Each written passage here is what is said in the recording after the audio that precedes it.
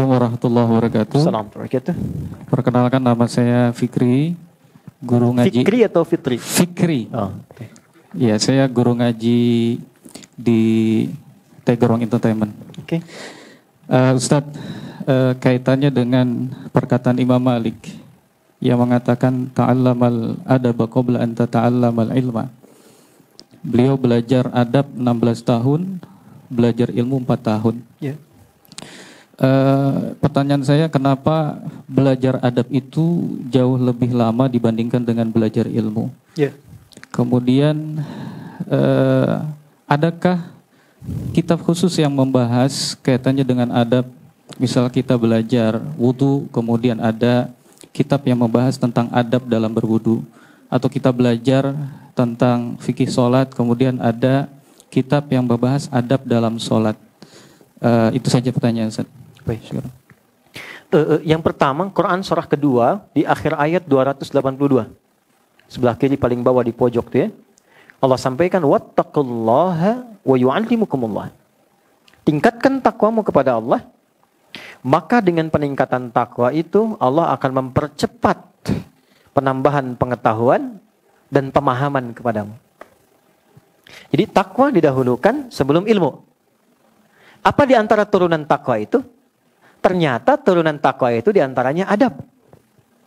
Takwa disebutkan dan derivasinya di Quran sebanyak 240 kali. Pemiliknya disebut taqi, jamaahnya disebut muttaqin.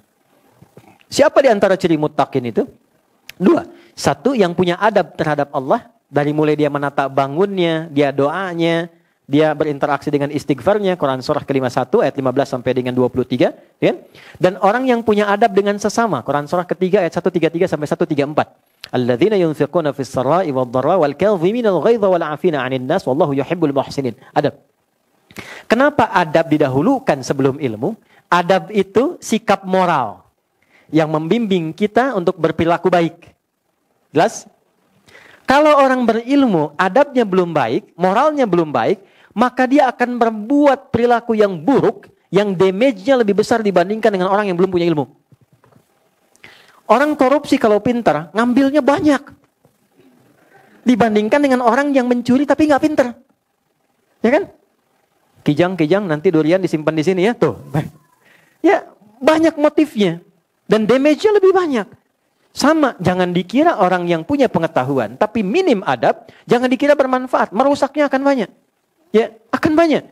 Siapa yang banyak memberikan fatwa yang keluar buruk, dan itu mencelakakan. Betapa banyak orang belajar, tapi kemudian setelah belajar berselisih. Ada yang mencela si fulan, ada yang mencela si fulan. Ada yang suami baru ngaji pulang mencela istri. Istri baru ngaji, bid'ahkan suami. Dan yang paling menarik adalah, ketika kita belajar kan untuk menyatukan. Yang kurang kita tutupi, yang lebih kita turunkan untuk disamakan. Tapi bisa terjadi demikian, apa yang salah? Adab. Maka Islam datang untuk melatih adab terlebih dahulu. Dan saat yang bersamaan ilmu diberikan. Jadi tidak harus tunggu 16 tahun. Itu bersamaan. Karena saat berajar adab pun sedang belajar ilmu. Ilmunya khusus adab. Karena itu para ulama itu mendahulukan pelajaran adab dengan babnya sebelum masuk kepada ilmu-ilmu pokoknya. Apa di antara contohnya? Imam An-Nawawi itu menulis kitab Riyadhus Shalihin 1896 hadis. Sebelumnya Al-Arba'in 42 hadis. Lalu Syarah Sahih Muslim 9 jilid Sahih Muslim. Tapi kitab yang pertama ditulis apa? At-Tibyam fi adab hamalatil Quran. Bagaimana ahli Al-Quran itu punya adab dalam mengajar dan dalam belajar.